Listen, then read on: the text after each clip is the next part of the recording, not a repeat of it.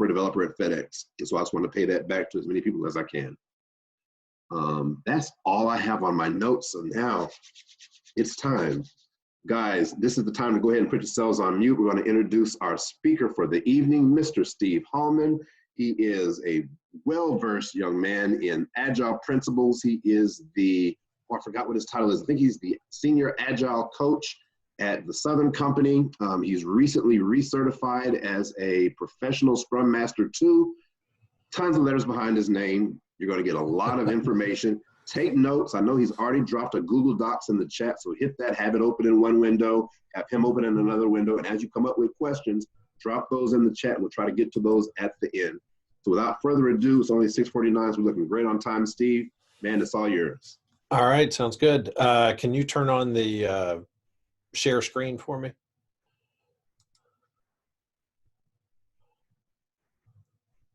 Got it? All right, here we go.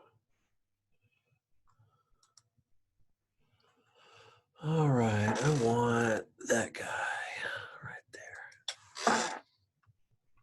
Okay.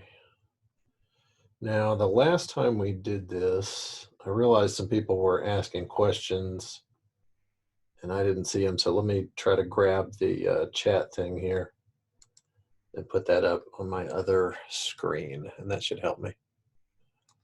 All right, there, that's better. All right, everybody hearing me okay? All right, good deal.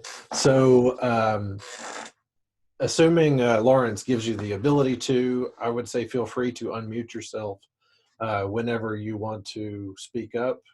Feel free to jump in and ask questions. I'll give you a little background on why we put this together and what I want to try to do. So the last time I talked to the group, I was kind of giving a 1-hour crash course in what Agile or what Scrum is about. And I'm not going to recap all of that.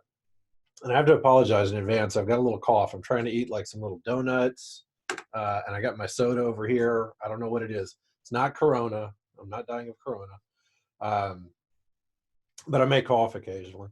And actually wanted to say, hi, Veronica. I recognize you. And if Veronica comes off mute, you'll hear her birds chirping over there. I actually work with Veronica. She is my primary customer at work, and she's awesome at what she does. And I asked her to join. So she may actually throw in some ideas and thoughts. If I'm talking about something and I don't think of something, she may add it in here. She knows a lot of this stuff as well. So what I wanted to do was give you a tool that I find to just be absolutely one of the most incredible free tools out there.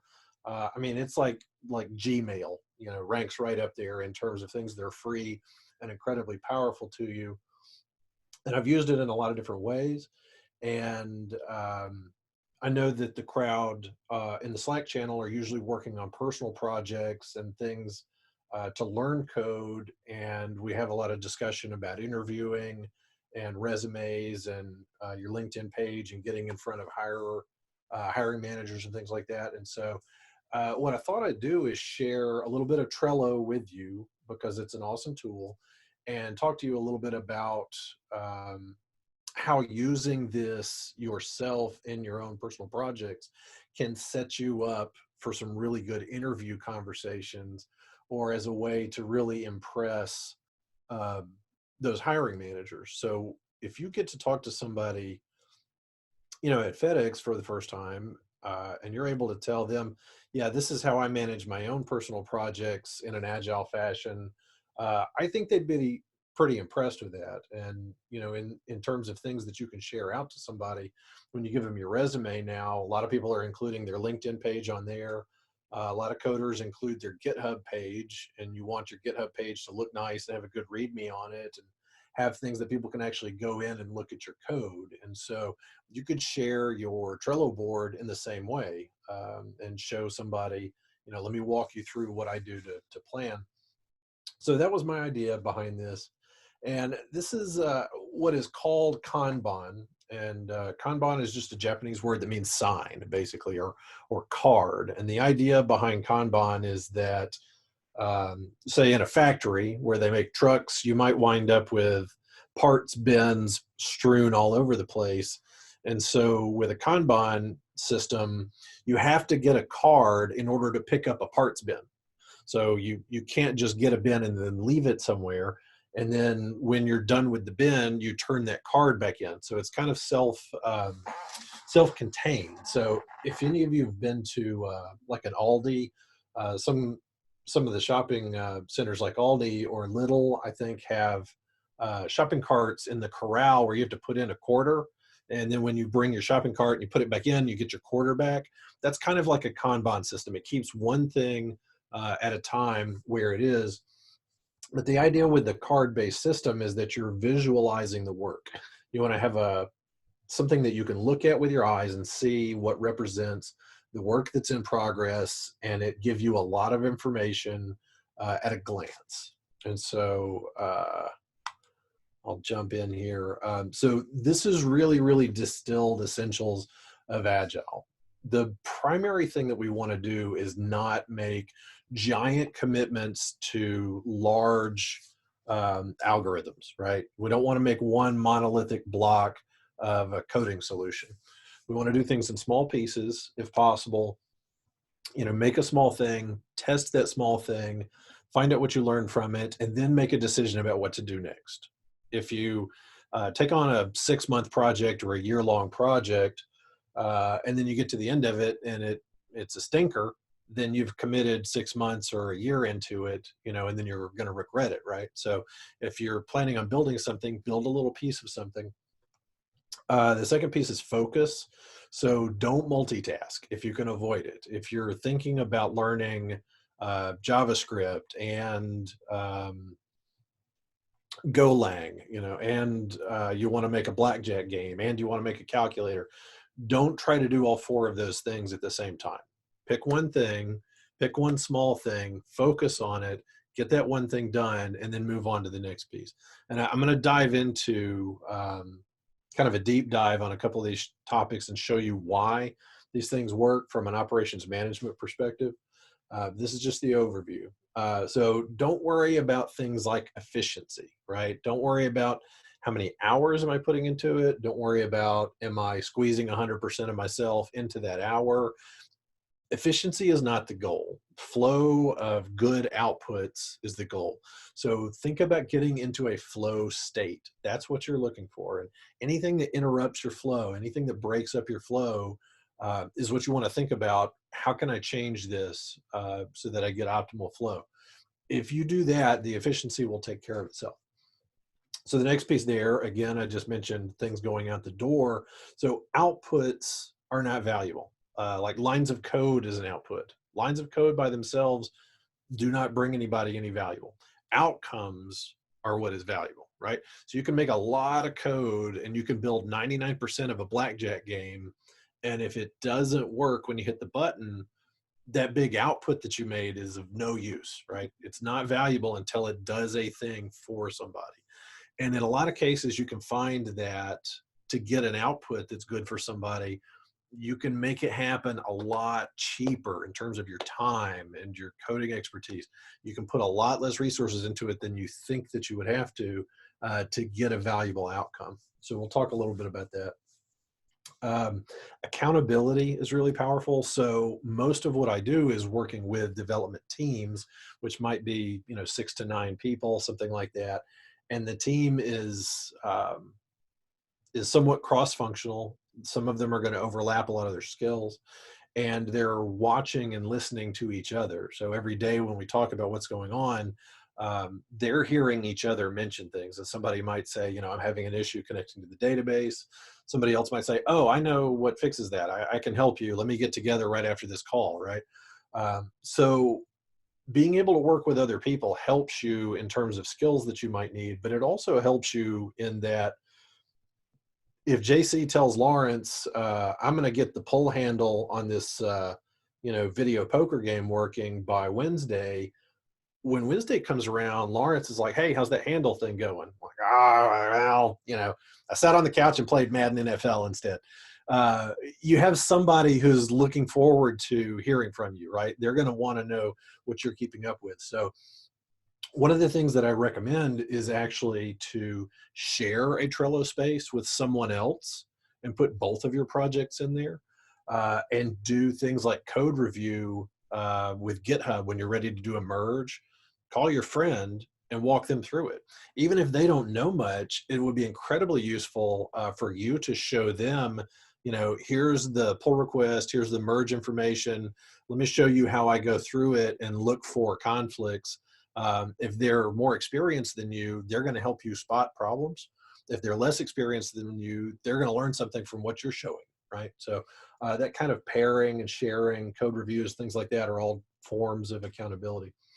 And then the last thing, this is right out of Scrum theory. It's what they call empirical process control, or doing things based on evidence. So the idea is transparency, inspection, and adaptation. And so that's what a Kanban board, or that's what a system like Trello is all about, is giving you transparency of all of the work that's being done, and then give you the chance to inspect the work that you're doing at different times, and then make adaptations to how things are going as you're progressing through that system.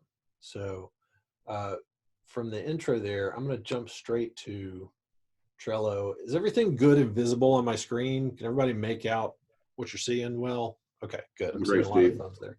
All right, so as you can see, I am a member of lots of Trello boards, which is going to bring me to my tip number 1. And this is why I shared this spreadsheet. So I've got a tab down here for some general information. I've got some links here. I've got a thing where I'm going to talk about velocity in a bit. I've got a tab for tips, and I might write some more as I think of them. And then I've got a tab out here for Q&A. So feel free to write some questions in here if you want, questions on the left side, or just put questions into the chat. And when I get back to them, I'll try to answer them over here. So my tip number 1, before you do anything else, when you start messing around in Trello, put your name on your boards, because they'll start out with things like, welcome to Trello. And if you're not thinking that you're going to be sharing it with other people, you're going to end up naming them things like my project or my code or something like that, right? And one thing that Trello does not do a very good job of is making it clear what you own and what somebody else owns that you're just sharing, okay? So if I'm a member of other people's boards, when I go into that board, it looks exactly the same to me as long as I have rights to read and edit that board. And so I actually just did this today. I went through, and the things that I keep for Agile Birmingham, I put an AB on. The things that I know are mine that I own, I put my name on them. So when you start making Trello boards, before you start doing anything and sharing them with people or getting other people's boards shared to you, make sure you put a name on them so that you know who owns it and whose board it is. Because I had to do a big cleanup of boards where I've taught Trello stuff to people so long that I've been a shared member of dozens of boards, and I couldn't figure out which ones I actually owned and which ones I was just shared on. So there's that. So I'm going to go into just some examples of things that you can do with Trello. So when I finished my coding boot camp, I was building a model view controller at the end with C# that wrote CRUD to a SQL database and had a web front end. And I just, as I thought of each thing that I needed to do, I just wrote it out as a card. And as I completed each of those items, I would drag it over to the done column, right? That is the basic principle of Trello, is that you have columns that give you statuses, although you could do other things with them. And you can create cards, you can put information in those cards, and then you can tag those cards or add people to them or put descriptions in them. In some cases, you can color code them, and it just gives you a visual way to represent work. So this is one of the projects that I made. This is just for me to track what I was doing with that final project. I'll go back to another one. And this is one of the reasons I like Trello so much. I use something called Jira all day, which is probably the most common Kanban board or Agile tracker that people use in a corporate setting. But Jira has a lot of limitations on it, and Trello is very open-ended. They don't constrain you to use it a certain way. They don't have an expectation that things flow from the left to the right, for instance, things like that. So a system like Jira, they actually try to help you by putting a lot of assumptions into workflows and what is a product backlog and things like that. So it doesn't give you quite as much ability to just mess around with it your own way. And with Trello, you can make it any way you want. So what I built here is something to keep track of all the movies that I want to watch. And I've got them on all these different services. And at any given time, I sit around thinking, I can't think of something to watch because I can't think of a good movie right now. Right. But I got movies on Apple. I got movies on Disney Plus. I got movies on Amazon Prime. I got movies on my Plex server. And I got movies on Netflix. But they're all strewn out in lots of different lists, right? So I'd have to go into each one of those individual apps to see what they are. And so I created this in maybe 5 minutes. And all that you have to do in Trello to start a list is right in at the top. This is a list, boom, and I've made a new list. And I could just make another one the same way. And there you go. I've got more lists, right? So if I want to get rid of it, I can archive it. Anything that you archive, you can also permanently delete. The nice thing about archiving a list is if you mess up, you can bring it back, right? So I just made adult shows, kids shows, started populating these in by skimming through the different services that I belong to, and I made tags for them. So one of the things you can do with a card, if I just click on the card itself, it will give me what they call the back of the card. So here's all of the details. You could write descriptions in, whatever you want to say about a card, okay? You can put in checklists, and you can call it whatever you want. I'll let this just be called checklist. And you could say, you know, thing 1, thing 2, thing 3, so forth. Now, for my movies, I don't need a checklist, for instance, but these are things you can do. You can add a cover picture if you want. You can pick from one, or you can upload an image. If you attach an image to a card, you can use that image as the cover for that card, so that when you see it in the normal view, you can actually see that image on the front of the card. So as I said, you can do attachments. You can put in due dates. You can add checklists, which we saw. And then here's the labels. And I edited my labels. So I've got Plex, Netflix, Disney, Amazon, Apple TV. I've got them all labeled there. You can add members to a card. So I could click myself here. And when you look at that card from the outside, it kind of gives you a sense of ownership for that particular item. And I can go here, I can click and easily remove myself from the card. So there you go, okay? So one of the things you'll notice, since I put a checklist in here, when we look at the outside, we have this little paragraph looking icon that tells us this card has got a description in it. So that gives us a little more information.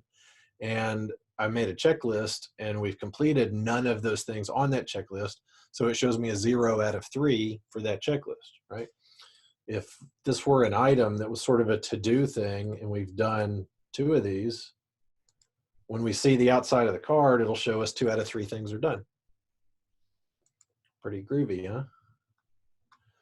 And then when they're all done, it'll say 3 out of 3 are done. So it's a very obvious sign that that card is completed.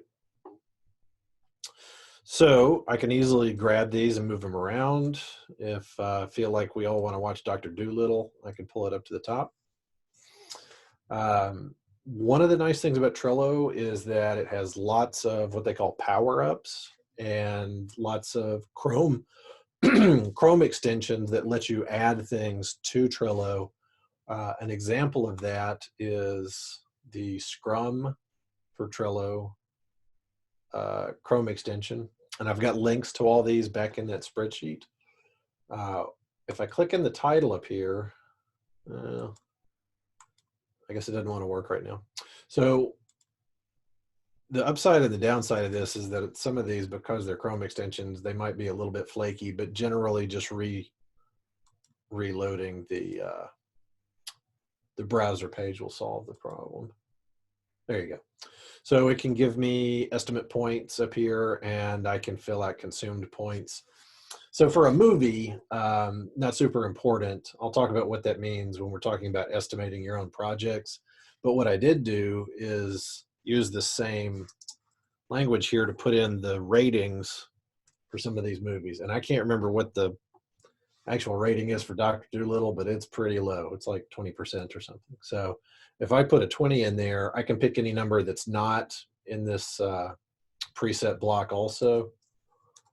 And so I've got a handy little thing out here showing me what the critics rating was for that movie. So I know for these top 3 movies, the critic ratings was like 93%, 97%, 97%, etc. Okay. I'm going to take that one off because I just made it up. All right, so that is one example of something you can do with a board. Now, Kanban itself can easily be done with something like sticky notes, right? When we were getting ready to move into our current house, my wife was having a panic about all of the things that needed to be done. And she said, how are we ever going to get all these things done? I broke out the Post-it notes and cleared the magnets off the refrigerator and just started putting sticky notes up on the board. And I said, tell me what things would need to be done. And she just started rattling them off of her head. You know, we got to vacuum, we got to clean this room. The stuff in this room hasn't been packed yet. This stuff has to be loaded to the truck, et cetera, et cetera. And I just wrote a card for each one and stuck it up on the fridge. And I said, okay, are these in the order that they need to be done? Are there any dependencies? And she said, well, we can't clean this room until we put all the stuff in boxes. I said, okay, great. So we just moved those cards around until they were in a good dependency order. And I said, does this look right? And she said, yeah, these aren't dependent on each other, but this one's more important.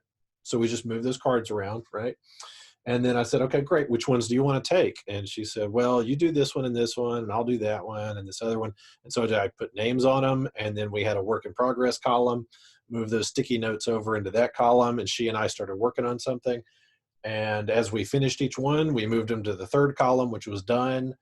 And it totally settled down her moving panic, right? It gives you a visual way to take anything that pops into your head. So if you think like, oh, I forgot about vacuuming, we got to vacuum all the rooms before we leave. No problem. Just add a card and fit it in there, right?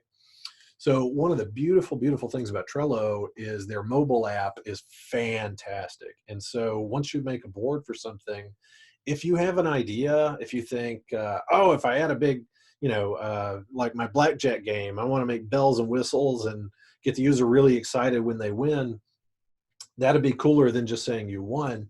Well, it's really easy for you to pull your phone out and just hit a new card and write in, put in bells and whistles when the person wins, and boom, you're done. It takes you less than a minute. It's literally like 10 seconds to create a card, right? And then when you come back to your board, you can add more detail to it. You can attach things to it. You can move them around. So this board is called Burn Down Example, and I made it strictly for the purpose of showing what a burn down chart looks like. So I started out by just making a product backlog, sprint backlog, a work in progress, technical review, user acceptance testing, done. So I made all those columns. I'll come back and explain those in a few minutes. And then I just made cards that said thing 1, thing 2, thing 3, all the way through 10, right? And one of the add-ons that works with Trello is a thing called Burn Down Chart. You don't even have to get the paid version. You can just use the free version.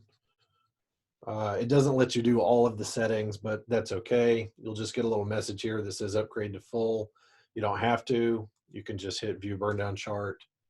And the free version will show you what your burn down looks like over a period of time. I will come back and explain that in a little bit. But that just shows you where that integrates into the page here. And so what has happened is, like I said, I created all of these things. They started out in a column over here. And each day for the 5 days that I set for my length of time, I just dragged 1 or 2 items over and walked them through this process. And so at the end of each day, I had 1 or 2 of these over here in the final column, which indicates that they're done. And there's just absolutely nothing different about that than having sticky notes on your fridge in the kitchen and just moving the sticky notes around, right? And as you think of something, you can add it in here. So what is burn down and why should I care? I'm going to hop back over to the PowerPoint for a second.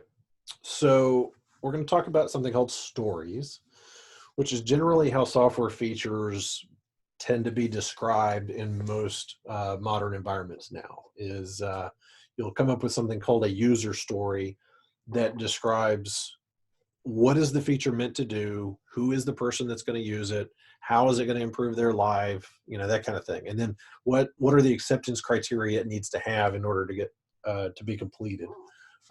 While I'm thinking about it, I'm also going to share this. So I'll go ahead and hit that and put the link in there too. All right, so let's do this. All right. All right, I'm gonna drop that in there. So anybody with that link, you guys can hit this this Google Sheets also. You can go back and review these. So the idea of a story, like I said, is a description of the thing that you're gonna make. So let's say you're building a blackjack game. One feature might be, well, I already gave an example. Let's say we had the game built and we decided at the end we're going to show bells and whistles when somebody wins instead of it just telling you won. So we would write that as a story and say something along the lines of, as the player of the game, given that I have access to the app and I've loaded it on my phone and I'm already playing the game, when I get to a condition where my hand of cards wins, then I'm going to get flashing lights, bells and whistles, things like that, right? That's the story. That tells me what the feature is that I'm going to build. I'm going to go write that into a card. This is something called the invest criteria. And the idea is that this gives you a good way to think of everything that one of those stories should include, right? So it should be independent. In other words, that card in itself, if you make what's described in that card, it's good by itself. It doesn't have to be part of 5 other things, okay? It should be negotiable. This won't matter as much in your personal projects, but when you're doing something for a customer, generally they're going to request a feature or a set of features, and you're going to kind of push back and negotiate something in between where you're determining what is the minimum thing that you need right now that we can get to you in a week or two, and then you might split the other things that they want into other stories, right? So it should have a value. You should be able to estimate it, which means if you can't look at it and think to yourself, how long is this going to take me to produce? Is this about a day's worth of work? Is this 2 weeks worth of work? If you're unable to answer that question, it's usually a good sign that you don't understand what it is that's being asked of you well enough, right? So it should be estimable. It should be small, so as thin as it could possibly be while it's still retaining some kind of a value, and it should be testable. So every story should have something that you can look at and say, did this thing work or not? So there's tons more to say about invest, but I'm just going to hit it at a really high level and move forward there.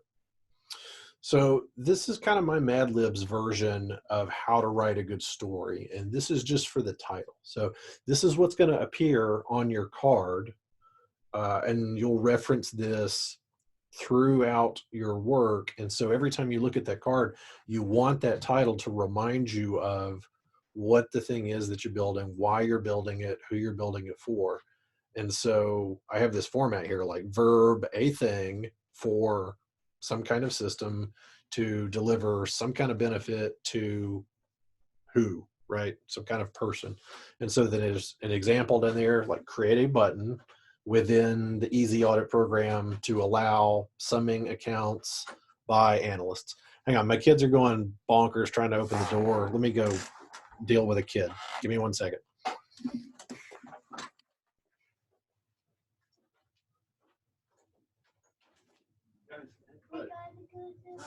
While he stepped away, guys, again, feel free to drop questions in the chat or in the first Google Docs that he put on there. Got a question section. All right, sorry. They're in there playing Xbox.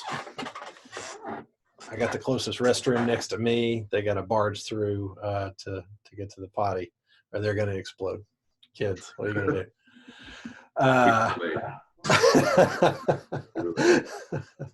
So that's my idea, right? If you can't describe something in this format, it's probably too big or it's probably too vague. Does that make sense? If you find yourself having to use the word and maybe more than once, then you're probably dealing with something that ought to be split into two stories or two features, right?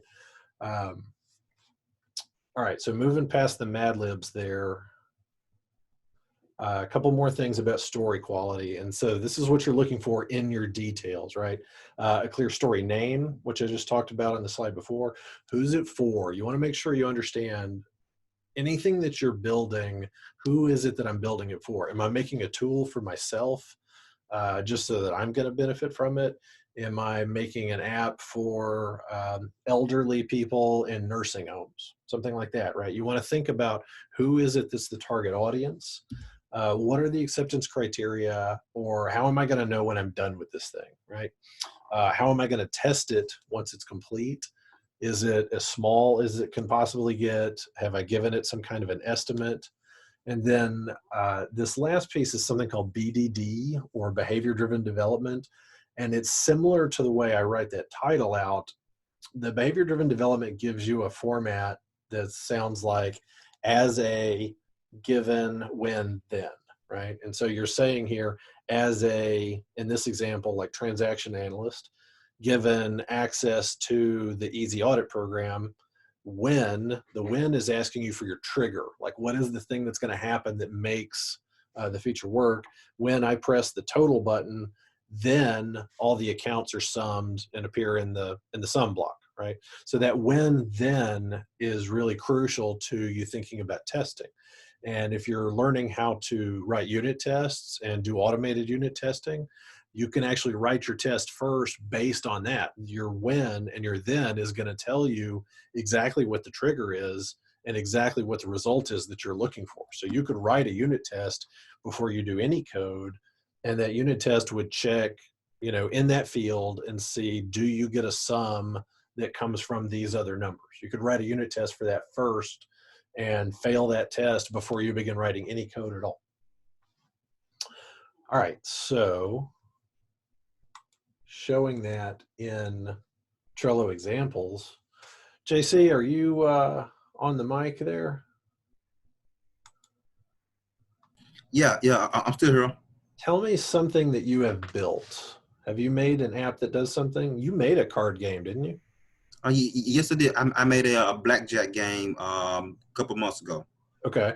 And so what is one of the features that had to happen in that? What is one of the features that you needed to have work in that game?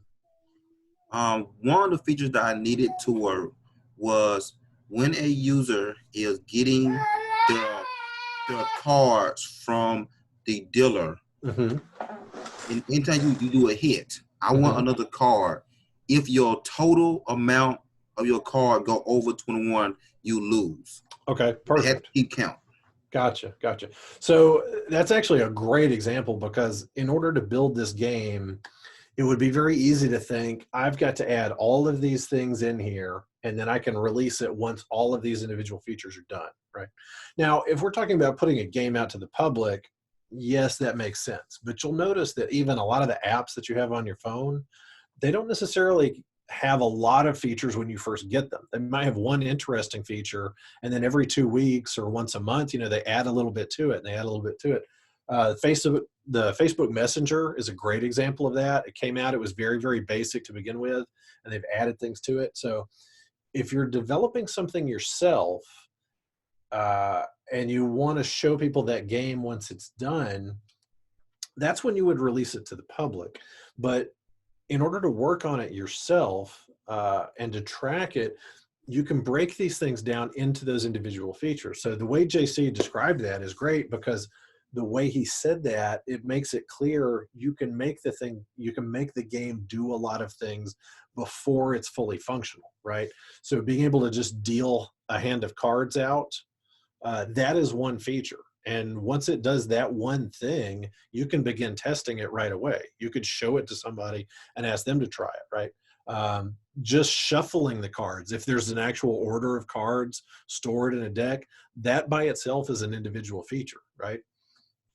So So I'm going to write in, let's see here. Let's say create a rule-based reply that player busted if total is over 21, something like that, right? That's one simple task that I'm going to do. JC, if you were thinking about that as a feature, how long do you think it would take you just to make that one rule happen?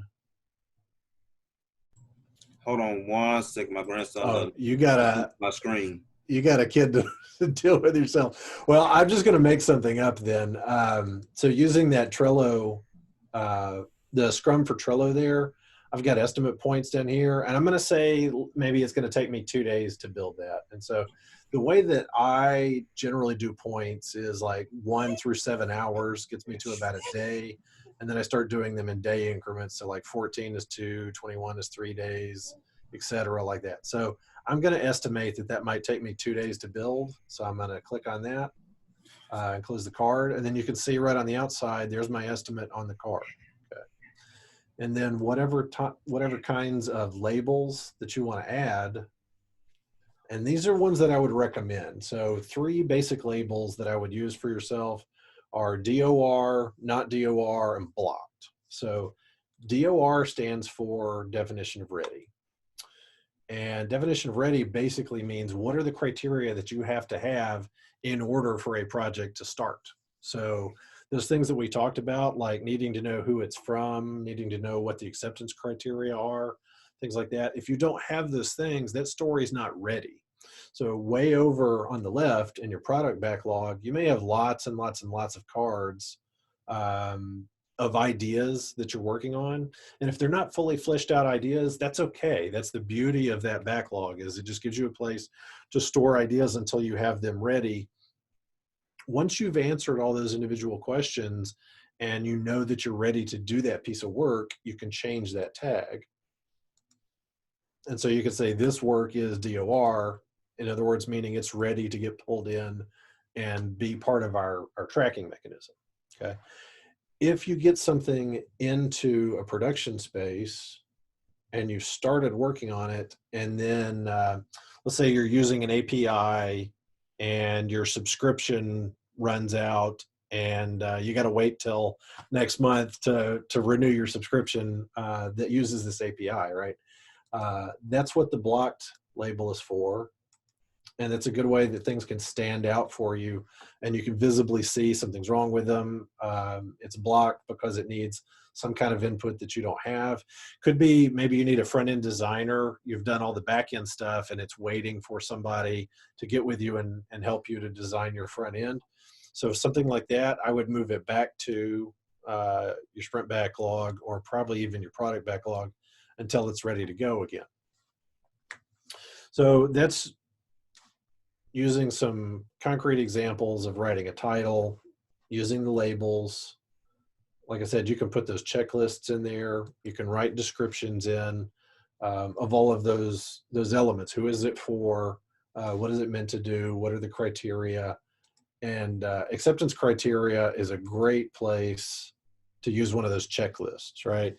So you could say it has to show 2 cards, et cetera, has to total up.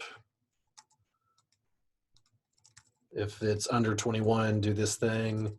If it's over 21, do this thing. And then as you complete all of those criteria in that checklist, you know that card is ready to move forward. So that's a little bit about the basics of card mechanics. I'm going to talk about kind of the overall idea of the system. So if I were to break a lot of these down, the simplest kind of a Kanban system would be something like, you could call it to do, doing, and done. And that's really all you need. I've added a column in here for epics because I was going to show one of the power-ups that you can do. You can do one free power-up through Trello, and I'll show you what they're menu looks like. If you go over here to the big menu, they've got power-ups here. There's all kinds of things that integrate with GitHub. So you could have a card actually tag your particular GitHub branch. You can tie this stuff into Slack. So when you do certain things, when you move a card from one status to another, you could have it message a person on Slack automatically and tell them, hey, now it's yours, it's your turn. So there's all kinds of categories in here for automation and things like that. I picked the Epic power up and added it here. And what an Epic would do for you is gives you kind of one category to group several things together. And so I made this card earlier called Calculator App. And when I'm inside here, it can show you parent and child cards. And you can easily add a child card by clicking on this. You can say attach an already existing card as a child to this one, or you can just create a card from here and it will already make it a child of this card. And when you do that, it gives each one like a unique symbol. So you see how it's got these 4 kind of pink dots. So the Epic for the Calculator app here has the same symbol in it that this story, create keyboard number entry, and this other story, create working addition subtraction operators. Those two maintain that same kind of little image as the Calculator app. So you can see how they link together. And then I made one called Blackjack app and added a couple stories for it, and same thing. I use this little blue X. So it's just gonna generate you an automatic little picture with a color like that. And you can show once one of these is done, it will reflect that on the Epic card. So let's say I add one here. Let's add a new card. This is my Blackjack. I'll call this Bells and Whistles.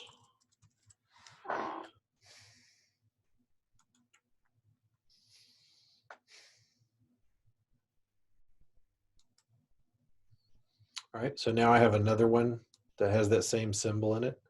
Makes it easier for me to tell, and it shows me 0 out of 3 are done. So let's say I had to download a package in order to start this game. Let's say I did that. As I'm working on it, I'm gonna leave that card in here. And if that takes me a few days, I can write in comments as I do things. It lets me kind of take notes. And if you're working with somebody else, you could check the box here to watch this. And whenever somebody else updates a card, it will notify you. So it's a good way to keep working between you and another person. Comments are good for you to be able to go back and kind of read your notes and see what it is that you've done before. And let's say I've done that piece and I drag it into the done column to say that it's complete. You'll notice that the Blackjack app card over here, that's like my Epic card, now says number 1 of 3 is done. So it's completed. And if over several days, those all move over here, once all of that is done, this is now going to turn green. It's going to show me 3 out of 3. So it's saying that whole Epic that included all of those individual stories, that Epic itself is done. And if you want, you could actually move that and say that that Epic is completed. If you use an Epic as sort of an overarching theme or something that's always going to be there, then you could keep it and you can always add new stories to that kind of theme or that kind of concept, right? So you could use one for, say, all your JavaScript work and use a different one for, you know, your design work or something like that. You could use them as themes, or you could use them as feature sets. And once that feature set's complete, you could retire them. It's very open-ended what it'll allow you to do here. So this is a basic, like I said, I don't have to have this Epic list here. I just made it to show a list of epics, which can show you child stories that belong to them. This would be your basic to do, doing, and done.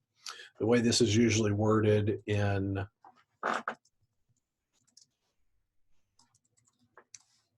professional software environments is you would have a product backlog, which could be hundreds of things long. Anytime you come up with an idea for anything, you could put it into the product backlog. And so this list may get very, very long and be full of lots of half-baked ideas and really good ideas and money-making ideas. and very trivial ideas. And so the way to deal with that is you constantly shuffle them up so that the things that sound like they're going to be good money-making ideas or are really going to help you learn something, you just bubble those to the top of the list, as you review it and as you look over your progress, right? The second thing that we're going to do is talk about working in sprints. And so what I would say is for your personal projects, set a period of time, like every 2 weeks or once a month. And that's what we refer to as a sprint. It's like a time box for what you think you can get done in a given amount of time. Okay. So for things that are like personal, I would say a month would probably be a good unit of time. A month is nice and clean, when it starts and when it ends. And I would estimate for myself, how many of the things out of my product backlog do I think I can get done in this upcoming month? And so that's what you would think of as your sprint backlog. And so it's just a short version. It's a smaller list of all of the things that are out there. So think of your product backlog as like a library. It's just hundreds of books. And your sprint backlog is more like, how many books am I going to read this month? Maybe you're going to read 3 books this month. So you would pull 1, 2, or 3 stories that are the most important. So they've filtered their way up to the top of the board, and they've got estimates on them. They have descriptions, so you know what it is you're trying to work on. And that's what you're going to estimate that you can get done in that month. And as you work through it, like I said, things will eventually go to the done column. And that's how you get your burn down chart. So I'll hop back over here and show you what that looks like as one happens. So when I started, I picked 5 days as my length because I had less than 2 weeks to go between the time that I started and today when I knew I was going to do the talk. So I just picked 5 days for a sprint. And what it'll show you right off the bat is this perfect orange line. And so the orange line just shows you from the maximum number of points that you've got that you say you're going to work on, this is how many you should have to complete per day in order to get down to nothing by the end of that time period, right? And so then each day, as I moved some cards over and their points go into the done column, it just starts to chart that along the way. Now, you don't really need the red line here because all it is the opposite of the blue line. But you see, once I get to the last day, that blue line is worked all the way down. So what your burn down shows you is how am I progressing over that period of time towards my goal of having everything completed when we get to the end. So these are some actual real burn downs from my real work, and they show you we point things. We're up in the maybe hundreds of points. We might do somewhere in the mid 100s to mid 200s worth of points. So this is for a team of 6 developers primarily, and they might do say 18 stories or so at a time every 2 weeks. Okay. These on the left are what a fairly good burn down would look like. You want to see a little bit of progress. You're kind of taking it in bites every few days. The ones on the right are ugly. That's what you don't want a burn down to look like. So I call this the elephant and the camel. The elephant looks like it's smooth sailing and then it all just drops off at the end. And the camel is when your line goes the wrong way. It starts going up instead of going down. So what's happening in those cases is generally you have a lot of work that has not been broken down into small pieces.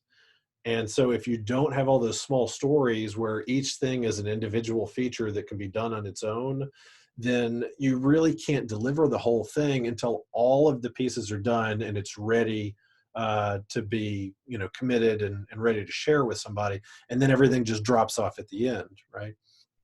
That doesn't tell us very much about how we're maintaining a pace and whether we're kind of following that line of being on target for that end date, right?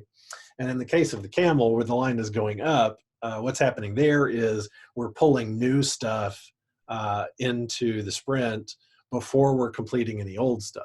And so what you want to do there is if you estimate to yourself I think I can do 20 points worth of work in a month, or whatever your number is.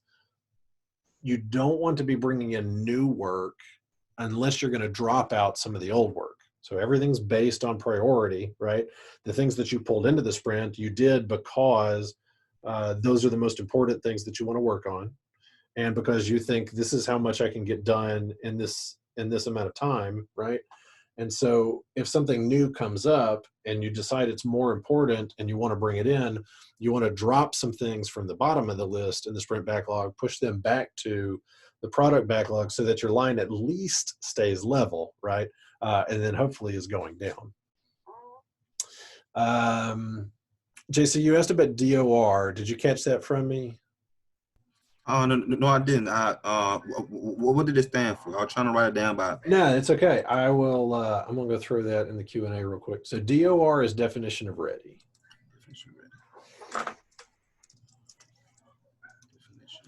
And so the idea there is whatever criteria you say to yourself, I need to know this many details before I can really begin working on something. That would be your definition of ready. And so what you don't want to do, for instance, is start to pull a piece of work and begin on it before you really know what it is that you've defined and what it is that you're trying to build, right? Because that's a way to just spend a lot of time wandering around in the forest, and thinking to yourself, you're just going to doodle around for a long time, right?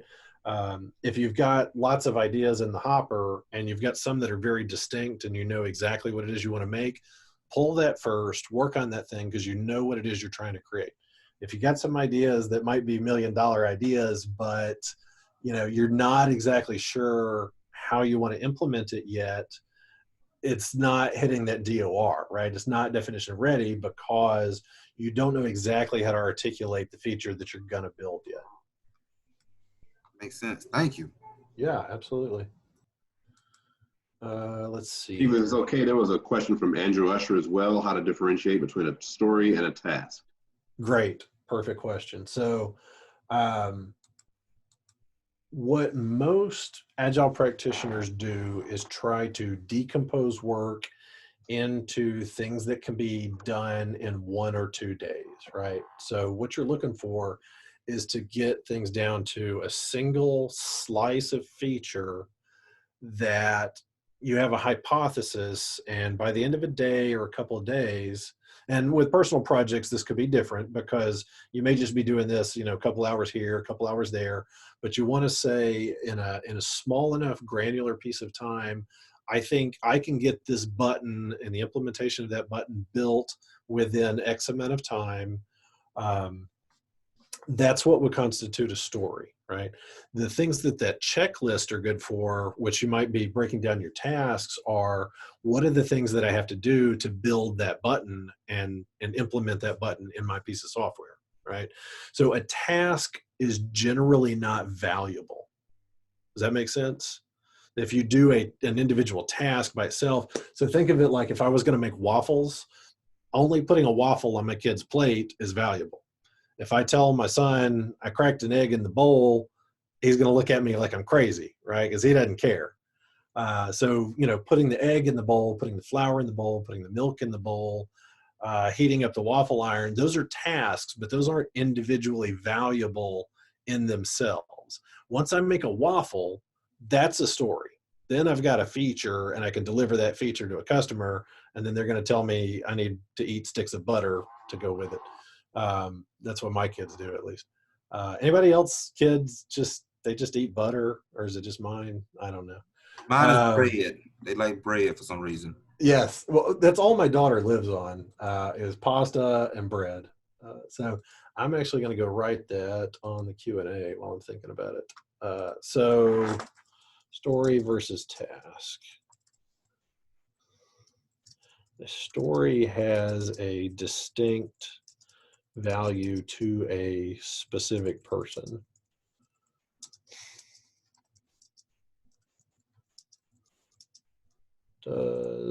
Let's see if Steve can spell, convey a value on its own. There we go.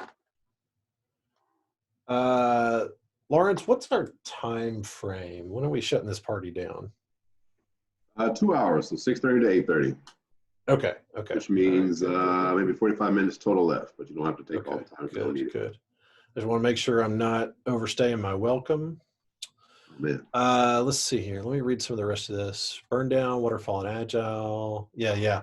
So, burn down in a waterfall context usually refers to how are you utilizing resources. Like we have a certain amount of time or a certain amount of money. How much of that have we used up this far into the project? In an agile sense, what we're looking at with a burn down is, are we progressing towards our goal of getting X amount of things done in Y period of time? Does that make sense? So if you've got 100 features and they've got to get done in 10 days, then you know you have your perfect line is going to be roughly 10 features per day, and that's going to get you to zero, right? So if you're looking at your burn down and you're 5 days in and your burn down is like flat, that's like giving you a signal telling you you are not on pace to complete the amount of things that you've done. Unless, like I said, you do that elephant and really everything's not being represented accurately on the board. There's a lot more progress than you actually see. And then it all suddenly drops off on the very last day. Okay. And that goes back to that skill of trying to break things into individual features that you can describe and say, this is a feature chicken nugget, right? Not like a feature turkey, right? Let's see here. Burn down is describing a closer to the finish line. Yeah, there you go. Better estimate. Yes. So, given all that, I'll jump back to my spreadsheet for a second and mention velocity. So this term velocity in an agile sense refers to whatever number you use to estimate your work, and then how that number trends over time. Okay. In most of the Scrum or Agile world, they talk about just abstract points, and those points, they don't necessarily represent anything like people or hours or value or anything like that. It's just a relative scale of, I think this story is going to be twice as difficult as this one, so I'm going to call this one a 2 and I'm going to call this one a 4, that kind of thing, right?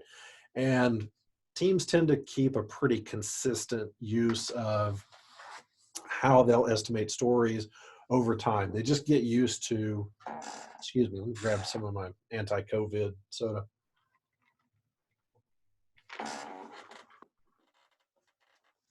They get used to seeing news stories and saying, this is very similar to this other one we did. We made it a 3. We should probably make this one a 3. I'm a little bit of an apostate in the Scrum community because of this. I actually advocate people just using hours for points. And, when I bring that up in an Agile forum, there's usually a lot of, whoa, what are you doing? Human beings just inherently think in hours. And what I find is that when I first start talking to a team, and it's the first time they've done any kind of agile estimation, the idea of abstract points just blows their mind, and they just do not know where to start. They're just like, what's a 16? I don't know what that means, right? But if I ask them, how long do you think it's going to take you to make this API? They're going to say probably 3 days, right? And they could be wrong, right? It could be 2 days, it could be 4 days, it could be 5 days. That's less important than just picking a number that you think is a decent representation. And you'll notice with the increments that I was using, I go like 1, 2, 3, 4, 5, 6, 7, which gets you to about a day, right? Minus, taking a lunch and a smoke break or whatever else you're doing, right? If you ever actually get 7 hours of coding into a day, call me and let me know, because you're going to win a prize. So they get you to 7, right? And then if something takes a day and a half, we don't care that much, right? But if something gets to 2 days, then we start kind of counting at that increment. So then I'm going 7, 14, 21, 28, 35, right? And that gets me to a week. And then most Scrum teams now tend to work in 2-week sprints. So we jump from 35 to 70. The reason we make the big jump is if you don't know how to estimate something as taking more than a week, then you have no idea if it's going to be 7 days or 8 days. You don't know. It's too big for you to accurately estimate, right? So the numbers get chunkier the bigger you get, okay? And we're not using these to predict a time that something's going to come out the door. And that's one of the reasons people get worried about using hours in an agile sense, is they're afraid if we say things in terms of hours, then somebody's going to get the idea, well, you said this thing plus this thing is going to be done in 3 days. Don't get too excited about that, right? It's just a way to estimate things, and the estimates all kind of come out in the wash. So you might say that something's going to take 2 days, and it may end up taking 4. Or you may say something else is going to take 4 days, and it only ends up taking 2, right? So your average estimates and their actual numbers are going to waffle around. We just want to get some kind of idea of what we can get done in a period of time. And so the first time you do it, let's say you make, August your sprint, and you estimate how much work you think you could get done in August, you may be wildly off, and that's okay. We don't worry too much about that. What we look for is what we call a trailing velocity or an average velocity. And so I was going to walk you through this. I made just a real quick spreadsheet here that shows you, like, here's a bunch of sprints, right? So this could be like August, September, October, November, or if you did 2-week sprints, you could break them out by dates, but this just gives you sprints 1 through 10. And then we're not even going to worry about a target to begin with. We're just going to give our best estimate to begin with. We're going to say we think we can do 34 points worth of stuff. And then at the end of that period, we're going to see how many did we actually get done, right? We actually got 32. And then the next time we think, well, I don't think I can get very much done. We try 16, we actually do 18. We shoot for 46, and then we actually get 36. After you've got about 3 sprints, then you take an average of your past 3 sprints, and then you maintain that trailing average for each sprint. Your average velocity is just a trailing number of your last 3 sprints. And what you're going to find is that those highs and lows start to converge. You start to get better at estimating. You start to get better at your process of putting out code. If you're working in a team, your team starts getting better. So your estimate highs and lows start to come in. And then, of course, your average starts to converge because it's an average, right? And so what we find here is we've got somewhere in the neighborhood of like 29 to 32 points on average that we think we can do, okay? And so each time that you set yourself up and you say, all right, now I'm going to pull a whole new batch of work, you want to start with a blank sprint backlog, say at the beginning of the month, if you're doing it on a monthly basis. You pull a whole new batch of work and you say, I think I can do about X number of points worth of stuff, see where you get to by the end of it.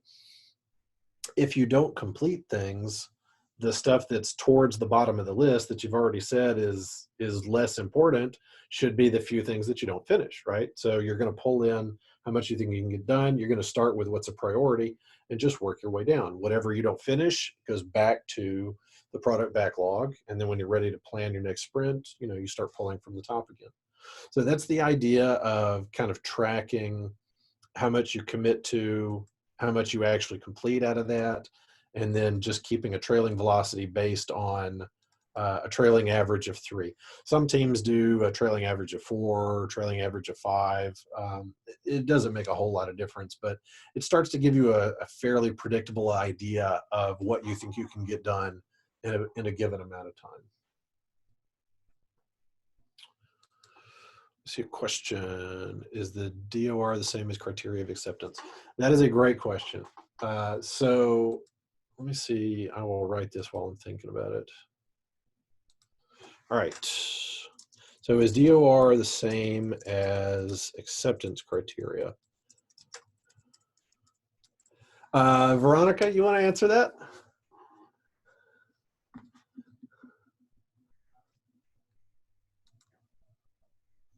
You're on mute. Was that a no? You don't want to answer it? Yeah, I'll let you answer it. Okay. So, JC, DOR is your price to get into the game, right? You don't want to pull a story and start working on it until it has that definition of ready. That just means it's ready to be pulled and be, have somebody work on it, right? So if you think about it like in a work context, if it was a bug, if somebody gave you a bug report on some software, and they don't tell you like what system is it, who encountered the bug, what kind of, what steps do I have to do to reproduce the bug, things like that. If you don't have those basic criteria, you don't even know where to begin. So that's what your DOR is. That's the things that you want on the story, like who's it for, what's it supposed to do, your basic criteria, without which you don't even know what to start building. Your acceptance criteria is your ticket to get out of the gate, right? So that's what you look for to get out of the system. So your acceptance criteria would be things like the button's got to be blue, the button has to total things up, or like the example you gave, if the number's over 21, it has to do this behavior. If the number's under 21, it has to do this behavior.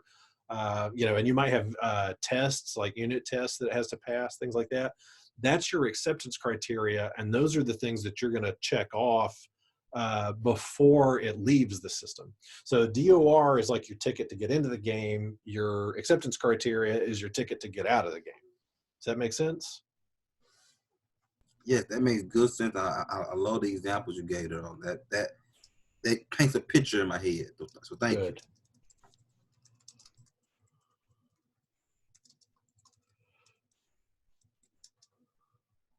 There's also something called DOD, which is definition of done, which often gets confused with acceptance criteria. But definition of done generally applies to every piece of software that you're going to write. And so a definition of done might be something like it has to be pushed to a dev environment. It has to run in dev. It has to be pushed to a UAT environment. It has to run in UAT. And then it gets pushed to production. It could include a lot of other things, but it's a definition of done, meaning that it applies to everything in the same way. But the acceptance criteria is particular to each story. Veronica's probably amazed I haven't brought up pizzas yet. I always use pizza examples for everything. So if you think of it like this, every pizza order is going to be different coming out of your kitchen, right? That's your acceptance criteria, is what the person ordered. But your definition of done is the things you're going to look over to say the pizza's in the box is closed, the ticket is stapled to the box, their card has been charged. Those things are the same all the time. Does that make sense? So that's what a definition of done is. DOR gets you into the gate, your DOD and your acceptance criteria gets you out of the gate.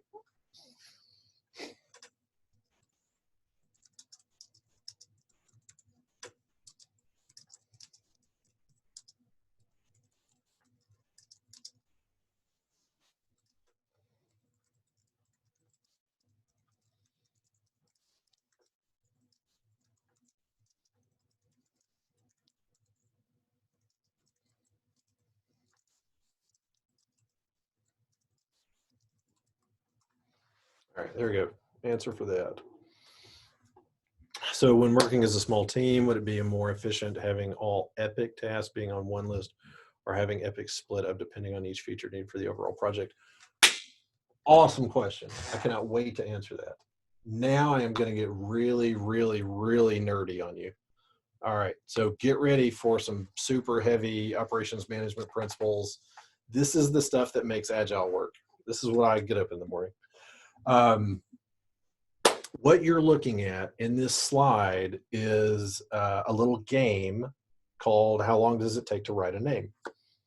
And this is a game that we usually do like in our retrospective at the end of a sprint, or just, Agile exercises to kind of teach somebody how something works.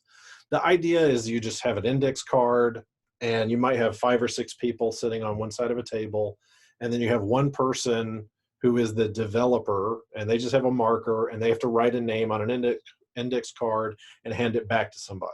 Okay, so if you imagine like Cole, Renee, Lawrence are sitting on one side of the table. Lawrence is going to hand me a card. he's going to tell me his dad's name, and I have to write that name on the card and hand it back to him. That's me doing the development work and me being done with the project. Okay. And so I have to do that for each person sitting at the table. Now, what makes this tricky is you set these company rules that we never leave a customer waiting. So as long as there's a customer waiting, you can only do one piece of work and then you have to move on to the next customer, right? And if we start early, we'll finish early. And so what you have to do is, as long as there's a demanding customer sitting there waiting to get their name developed, you have to do one piece of work for one customer and then move on to the next. So I can grab Lawrence's card and I can start to write the first letter of his dad's name, but then I have to give him the card back. I have to move on to Renee, and then I have to write a letter for her and then give her her card back, and so forth, right? And then once I'm done, I come back to Lawrence and then I can write the second letter and then move on. Does that make sense? So I'm going like round robin around the table. The only difference between the chart that you're seeing at the top and the bottom, in the bottom, you play the exact same game and you just change the rules. You say, we're going to dispense with these company values, and we're going to let you handle one customer at a time, complete their work before you move on to the next customer, right? So in both of these cases, and what I love about this is I did this with 2 tables and one person at each table being the developer, right? So a guy named Daniel and a guy named Harrison each did this, and each of them had 4 customers, right?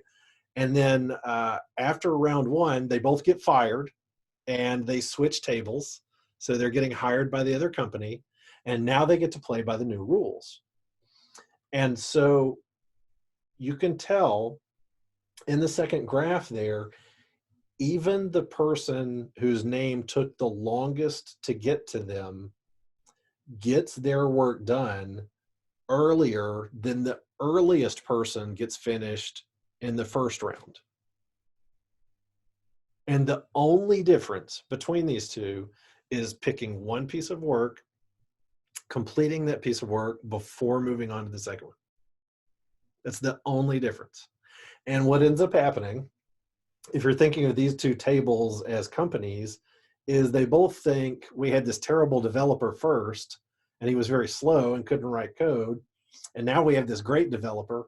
Well, it's the exact same guy. They just swapped companies, right? It's the policies. It's the process that makes the difference. It's not the developer.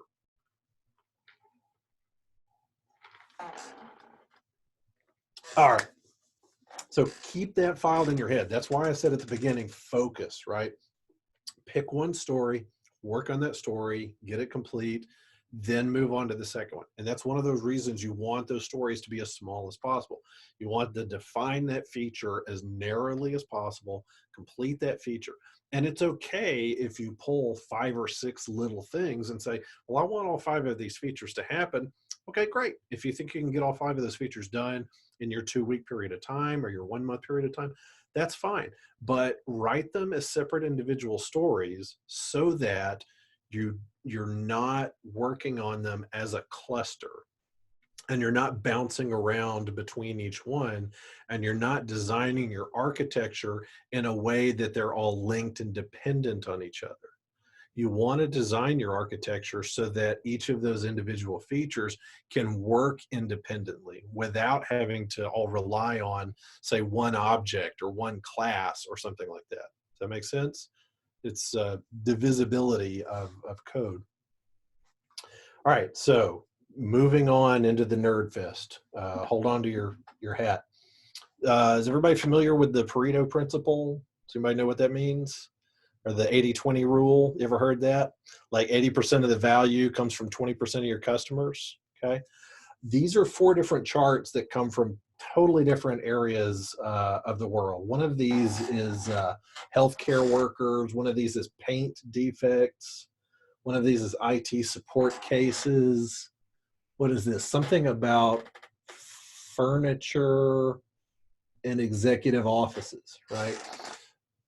Even though all 4 of these things are completely different, this Pareto principle that if you break a thing down into its individual pieces, they graph in a certain way. This principle shows up all the time. It's just built into the mathematics of the universe.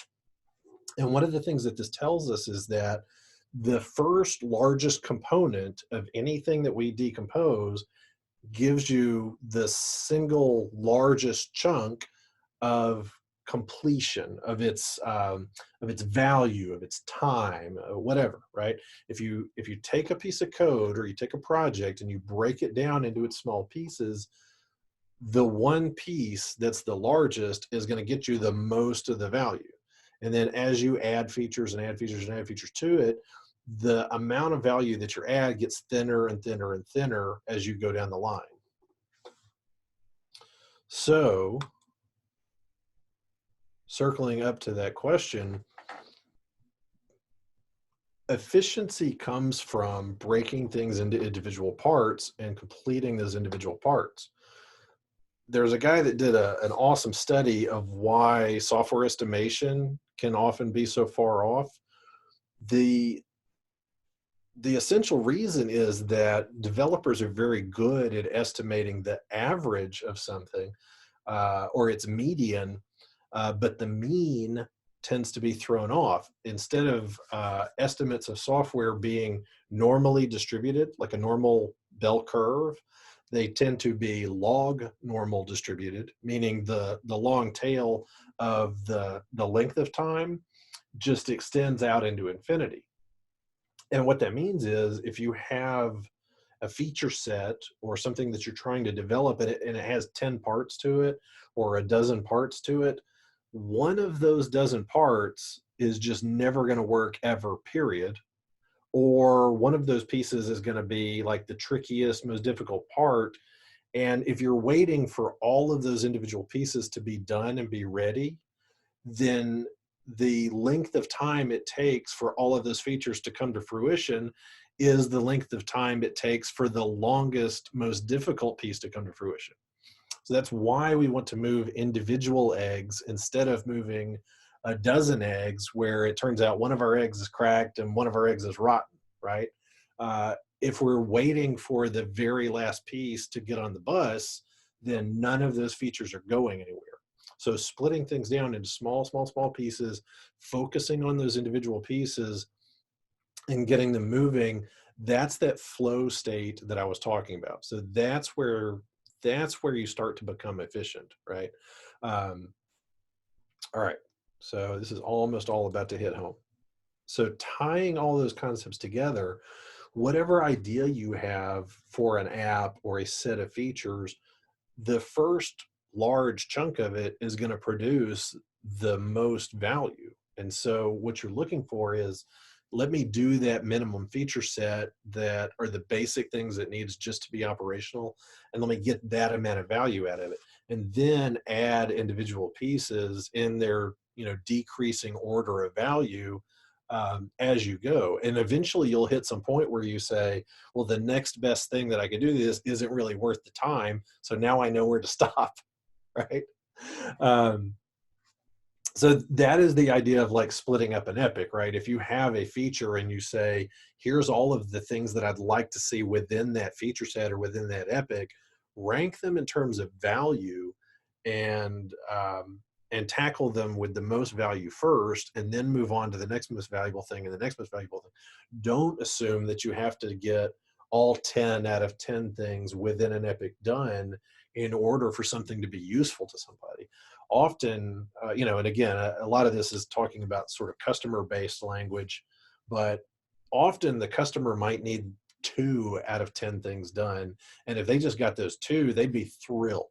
And especially if you have any risk of kind of going off track or maybe not understanding what they're looking for or not understanding their needs, if you wait until all 10 pieces are done and then give it to them, you may find out you're way, way off base. But if you get the first 2 things done that they like and they can give you feedback on, they can say, hey, number 1 is awesome. We love it. It's great. Number 2, I don't think you quite understood what we were asking for. Let's have some negotiation about that. And then that gives you a chance to kind of, take take stock of where you're at and how you want to adjust things. And that same process applies at the personal level. So if you're just making things for yourself, or, you know, you're making the next app that's going to be Tinder or whatever, you know, do things the same way. Don't try to build one giant monolithic app and then have it be loved by the public. Try to build the minimalist thing that you can and then add valuable pieces to it as you go. And Lawrence, yes, absolutely. One piece flow is fantastic. And if you are a single developer working on something by yourself, that is definitely the idea, right? Seize one piece of work, move that one piece of work through, and get that one piece of work done. What have I not covered? I won't go deep into this, but this is about that idea of how to split stories or how to take a feature and break it into parts. So I posted the link to this, so everybody has this. You can come back and look at it. You can print this out for yourself later, but this is a way to just look at a spike is like doing a little research piece of a job. So let's say you have to do some massive, you know, terabyte data transformation project. You might pull 1% of it or 10% of it and test your theory with that piece. And that gives you a really good idea how to estimate the rest of it. Excuse me. Maybe I am dying of COVID.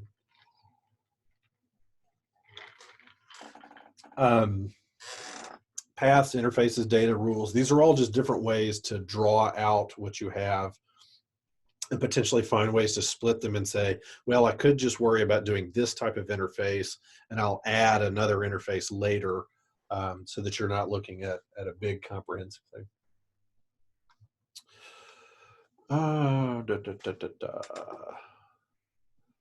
Lawrence, explain that last comment there. You said you get bored with your projects after the 20% mark. Oh, like we're super excited doing the first couple pieces.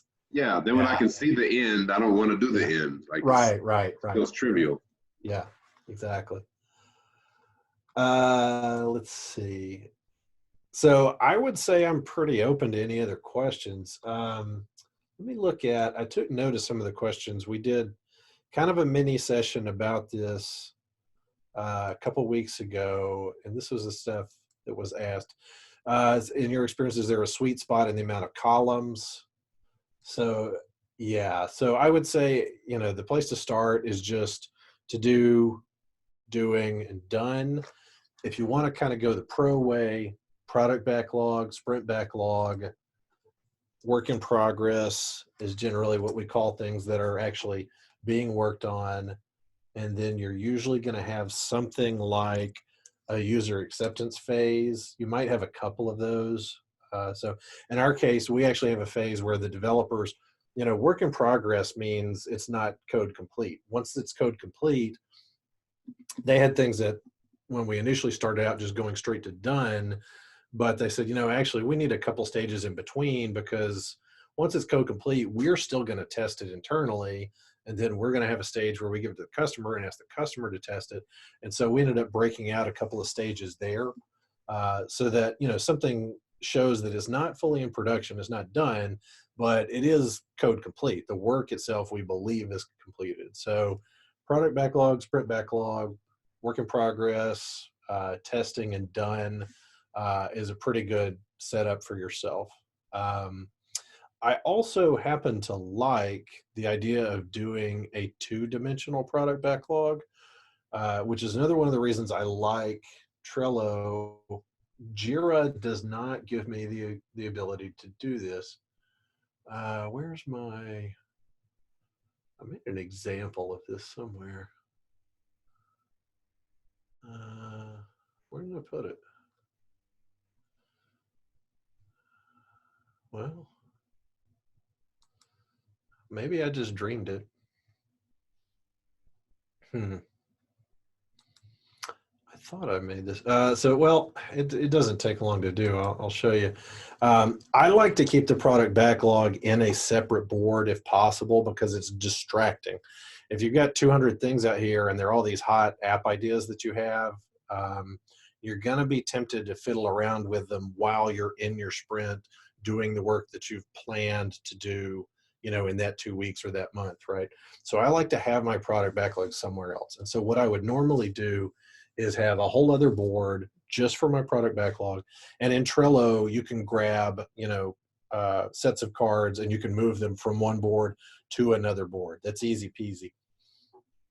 What I would normally do, and this is what we did when I worked on a grocery app, is we did something like broke the columns down by stakeholders. So like we would have a column for the grocery owners, and then a column for the cashiers who had to use the app, and then the customers, or I should say shoppers, I guess, and then say advertisers, and then internal things, which is IT stuff that we needed for our own back end operation. So that way I've got a product backlog, but I've got it arranged by stakeholder. So I know, what is it the grocery owners that are the customers, what is he asking me to make? What are the things the cashiers are asking for? What are the things that the shoppers would want? This kind of breaks things down by stakeholder. And there's no assumption here that there's any flow. It's not like things move from left to right. It's just a grid. Each column is, from best to worst, and each column is per stakeholder. They're not moving between these. But what that lets me do is I'm looking at, say, our internal needs. IT, we need to build for ourselves. And I'm looking at things that the advertisers want, and I'm looking at things the grocery owners want. Then all I have to do is compare the number ones at the top. So I'm saying, all right, I can squeeze 2 more things in. I just have to look across the top instead of looking at the entire backlog and say which one out of these top 5 is my next best choice for something to pull in. Let's see here. What we got? Do you have any advice for getting stuck on a project? Yes. If you get stuck on a project, number 1, try to break it down into smaller pieces. And number 2, reach out to somebody. Somebody that's trying to learn the same thing you are, or somebody that's more advanced than you are, or even somebody that's less advanced than you are. If there's somebody that, if you're trying to learn JavaScript and you're stuck on it and you call yourself like a 3 out of 10, find somebody that's a 1 out of 10 who's just trying to start with JavaScript and say, hey, let me walk you through what I've got and show you where I'm stuck. And sometimes in the process of explaining it to somebody else, you unblock yourself, right? So yeah, pairing and mobbing are fantastic things to do. And then just trying to break the problem down, or if you're looking at something and you're saying, why can't I complete this feature? Is the piece that you're stuck on 100% necessary for that primary feature to be complete? It could be that you didn't decompose the feature to small enough pieces. And that gets back to what I was showing here about, if you're kind of bundling things together, then everybody on the bus is waiting till that last person is ready to go, right? So you're just waiting on that last rotten egg when all of the other things could be working and you could put that code out there. So yeah, somebody just mentioned, other people to help you be accountable. Accountability partners, pair programming and mob programming are fantastic techniques. Yep. Lots of good stuff there. Yep. Any other questions? I can show a lot more, like physical, actual things to do in Trello, but I gave you the overarching stuff. So like I said, the piece that shows you the estimates, that's a Chrome extension called Scrum for Trello, and the link for it is right here. There's card numbers for Trello. I don't think I actually have that installed right now, but card numbers for Trello will show you every card has a number that is kind of hidden. And so it's nice to be able to refer to a card number. If you're talking to somebody else, you can just say, hey, I need you to look at 264. So the card numbers for Trello, it's just a Chrome extension. It's free. It's easy to install. I've got the link to it right there. There's Ultimello. I don't even remember what it does, but Ultimello is a bundle of several different features that do really cool things in Trello. Scrum for Trello is what lets you put the points on cards. It includes burn down. You can get burn down as a power up in the Trello, their little store that shows you all the different power ups. But if you install for Scrum for Trello, it's got the burn down thing included in that. Multi-select is great. I've uninstalled multi-select because I could not get it working earlier today. Not sure what's going on with it, but multi-select is nice. If I had it turned on, it shows you a little checkbox on each card. And so if I needed to move like 5 cards, or if I wanted to apply a certain label, like if I wanted to come in here and add a DOR label to 8 different cards, I have to click on each one 8 times. But if you have multi-select working, you just hit the check boxes, and then there's an actions thing up here, and you can apply that label to like 8 cards or 20 cards or whatever, and it just makes it a lot faster. I showed adding people, and I think I'm the only member in this board. Okay, so there's Heather. All right, so like I can add Heather. I would normally add somebody first if they're kind of the customer for that card, or they're the person asking for something. And then I would go in and maybe add myself second if I'm going to start working on that card. And so you may also do things where you have things in different phases. Maybe you're working with some friends where one person's working on the database, one person's working on the middleware, one person's working on the front end. You could use those to signify, I'm done with my piece, now it's your turn. You can turn yourself off as the member of that card, and then turn Lawrence on as a member of that card. Milanote. I don't know what Milanote is.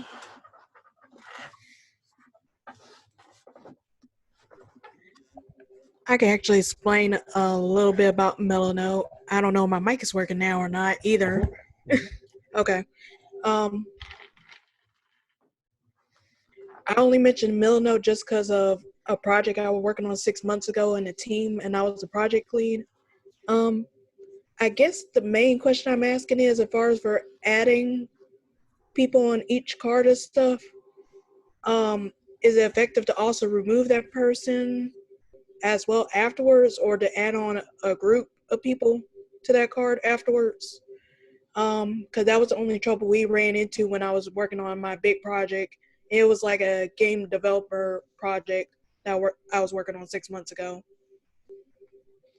And so what was the issue? Like, what was the problem that you had with membership on the cards?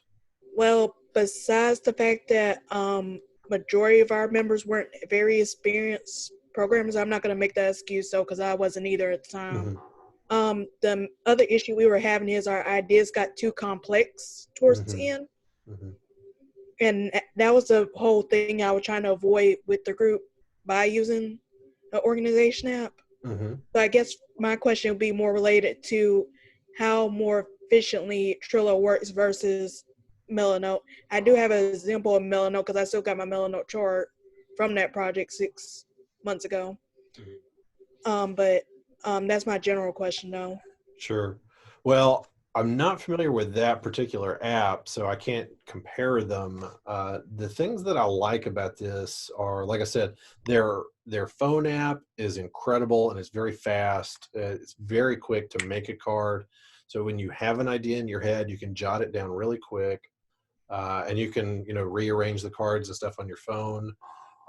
It's got lots and lots and lots of Chrome extensions that make it much more powerful. And there's the power-ups that are involved there.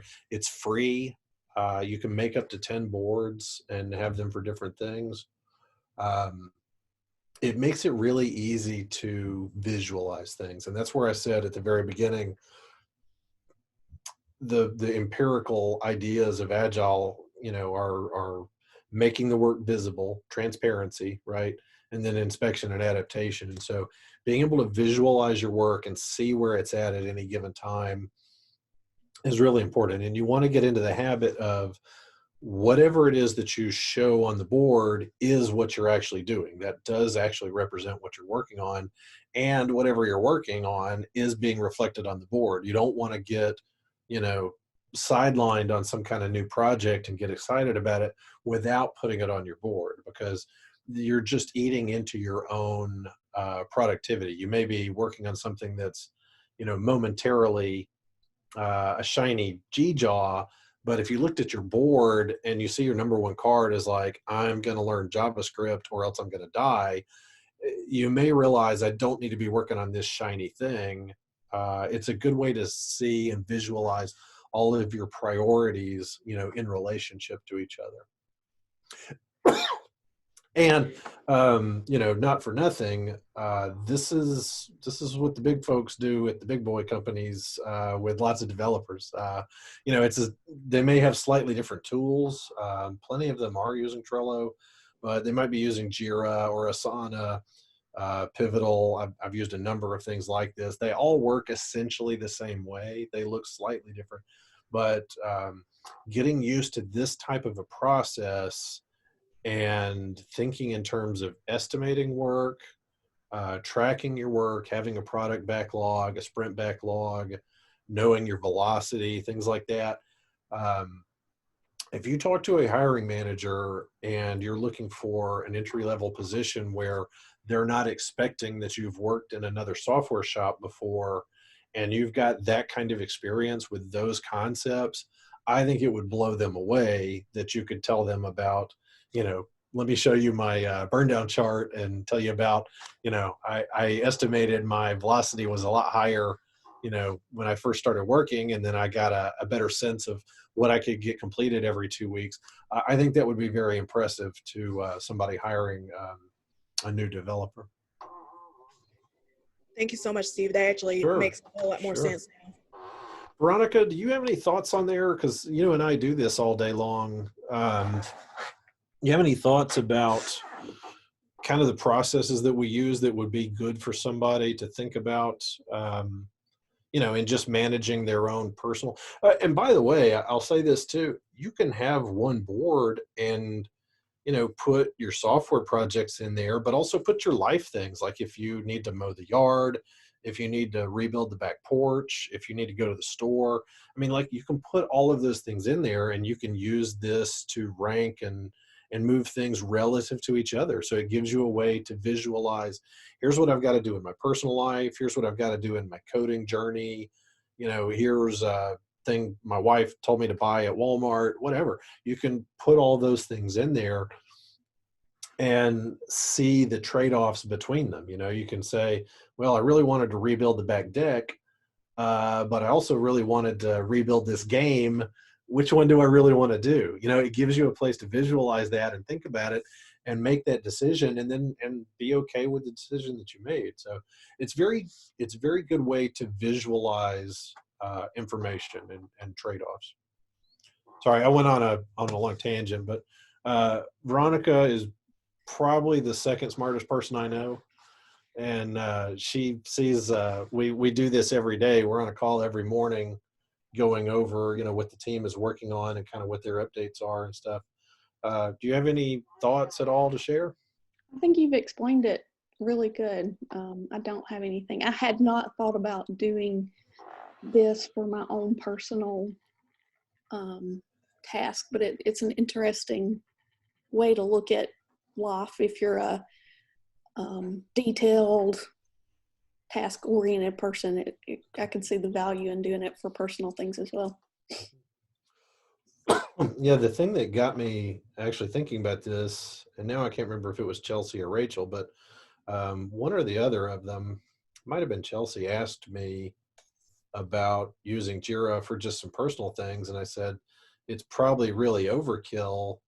And we can't access Trello, unfortunately. We can't get to Trello through our firewall, but there's another thing very similar to this called Clubhouse, and I got her set up on Clubhouse, and I said, this is simple, it's easy to use, and I think it would help you with what you want to do. That's interesting because Chelsea just told me today that that she's using the Clubhouse for her personal projects because you recommended it. Yeah, that's probably what it was then. I couldn't remember if it was her or Rachel. I think that was Chelsea. Yeah. So she had asked me about Jira, and I said, honestly, unless you want to spend all your time maintaining Jira, it's kind of a lot. It's kind of like buying the Batmobile when what you need is a scooter. And so I set her up with Clubhouse. So I'm glad that's working for her. How would you compare the two? If I had my choice, I would choose Trello because it's so open-ended. I was giving that example of using a two-dimensional product backlog. And so you could kind of sort things by stakeholder. You can't easily do that in Clubhouse. It's very, very close to Trello in terms of being able to pick it up and figure it out in 5 minutes, which, as you know, Jira is not a 5-minute, figure it out kind of a thing. The issue that I have with Clubhouse is it has this baked in assumption that everything is about a workflow and it's about moving things from the left to the right. So you can't just make an arbitrary board to kind of do whatever you want with it or make it, behave any way that you want to. They have a very linear assumption that work is moving from one side to another. Other than that, Clubhouse has a little more feature set similar to Jira. It's a little more, intentionally meant to be a software development tracking tool. It is just a little less open-ended than Trello. But if that's the tool that you can get to, and you can't get to Trello, that pretty much sells it right there. But, the thing I love about Trello is how expandable it is. And there's a bunch of other plugins. I'll try to find some more tomorrow and add them to that sheet too. There's actually one that compacts the space between cards and just makes more stuff fit on a page. You can get a thing that does swim lanes. So you can make like horizontal markers and things will appear above and below those markers based on certain things like the member attached to the card or which type of label that you have attached to the card. There's card colors. I think you can assign colors to cards with one Chrome extension. Yeah. Anybody else have any other questions, comments, thoughts? Pretty good. Wow. Again. Right. Well, here we go. Everybody take your mutes off. Turn your mics back on. And on the count of 3, we're going to give Steve the loudest virtual applause he's ever gotten. Turn your mics on. I need to see those reds get away. Turn your mics on. Everybody's mics on. On the count of 3, give him a virtual applause. 1, 2, 3. Yes. Steve. Thank you. Awesome. This is recorded. I'm gonna cut it down to just his talk and put it on our YouTube channel we're building up. That is awesome. Next thing, 2 more things, we're out of here. Anybody that's interested, please turn on your camera. We're gonna take a quick snapshot, throw it all over our social media, our Slack channel. I'm gonna do that real quick. And I think everybody that wants to be on is on. So here we go, smile, cheese, or whatever. All righty, gotcha. Last thing, there's some awesome questions on here. These are the kind of things we talk about every day. Join the Slack channel. If you enjoyed this, Steve's on our Slack channel. He's one of our contributors. He'll come in 3 o'clock in the afternoon and just drop 2 lines that'll blow your mind away. Join our Slack channel. I'm serious. I mean, he just comes in like Batman, like somebody signs a signal. He comes in with the answer of the day. You're like, whoa. Join the Slack channel. You would enjoy it. Guys, thank you for your presence. Any more questions? You know where to put them. See y'all next time. Thanks, everybody.